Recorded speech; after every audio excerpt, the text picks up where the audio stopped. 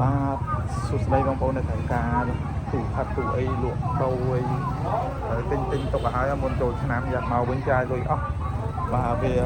มันមានប្រហែលទូទេវា6 7ទូ10ទូអាវៈមុនលក់អស់ហើយអានេះខ្នាតវាកន្លះម៉ែត្រកម្ពស់4 តឹកកន្លះហើយចំណែកអានេះខ្នាត6 តឹកកម្ពស់5 តឹកកន្លះអានេះមាន2ទូខ្នាតនោះមាន2ទូអានេះមាន2ទូអានេះមាន1ទូអានេះខ្នាតកម្ពស់68បណ្ដោយវាគឺ65មាន1ទូទេហើយចំណែកអានេះខ្នាត8 តឹក2ជាន់ណាមាន2ជាន់វាដាក់វាដៃមកស្អាតទាំងទូនេះមាន2ជាន់8 តឹកមាន2ជាន់ហើយមួយមាន1 ម៉ែត្រទៀត1 ម៉ែត្រតែ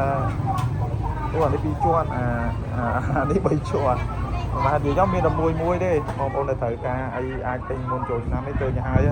ប្រយ័ត្នមកវិញដើរលេងចាយរួចអស់បាទអរគុណច្រើនបាយ